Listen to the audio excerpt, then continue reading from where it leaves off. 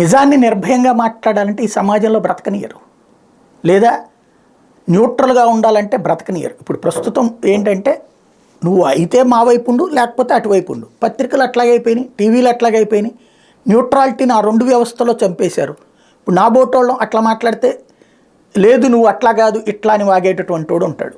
వాడెవడో వాగుతాడు కదా అని చెప్పేసి మనం మంచిని మంచిగానే చెప్పాలి, చెడుని చెడుగానే చెప్పాలి. వైఎస్ఆర్ కాంగ్రెస్ పార్టీ వాళ్ళు హైలైట్ చేసిన వాళ్ళ సిద్ధం సభ చేసినప్పుడు అది ఎట్లాగ జరిగింది, బాగా జనం వచ్చారని చెప్పా.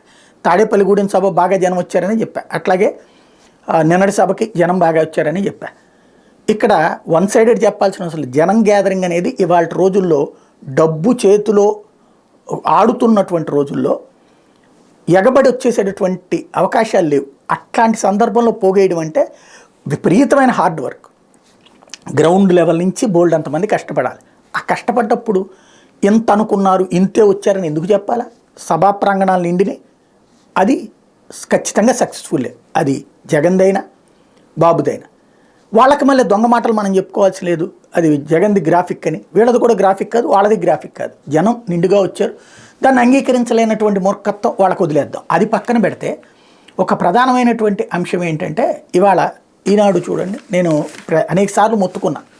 ఎందుకు నేను ఇదొక ప్రత్యేకంగా ఇదో ప్లాట్ఫామ్ పెట్టుకుని పనిచేసుకుంటున్నానంటే అవతల దుర్మార్గం అంటే వన్ సైడెడ్ జర్నలిజం వైపుకి వెళ్ళిపోయి ఇక అసలు నిజం అనేది మాట్లాడేవాడు లేదా రెండవ కోణం మాట్లాడటం అన్నటువంటిది కరువైపోతున్నటువంటి దశ.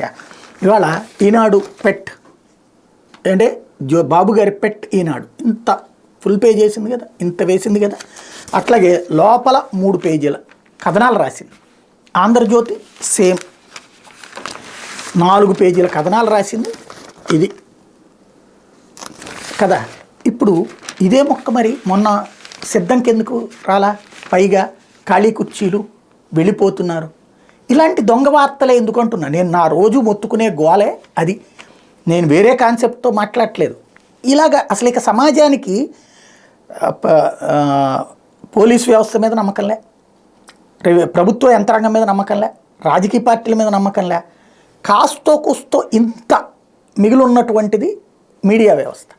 అది ఇంతగా దిగజారిపోయి ఆయా ఏ వ్యవస్థనైతే ఏ రాజకీయ వ్యవస్థనైతే నమ్మట్లేదు జనం, ఆ రాజకీయ వ్యవస్థకి తాబేదారులుగా మారిపోతే ఇక రెండవ కోణం ఎక్కడి నుంచి వస్తుంది? నేను మొత్తుకుంటోంది అదే. ఇప్పుడు కనబడుతోంది కదా వాస్తవం ఏంటన్నటువంటిది. ఇవాళ ఇంత హైలైట్ చేసిన వాళ్ళు ఆ రోజున ఏమైంది అంటే చెయ్యం, మేము ఒక పార్టీకి కొమ్ము కాస్తాం, మళ్ళీ జర్నలిజం గురించి నీతులు చెప్తాం, సూక్తులు చెప్తాం.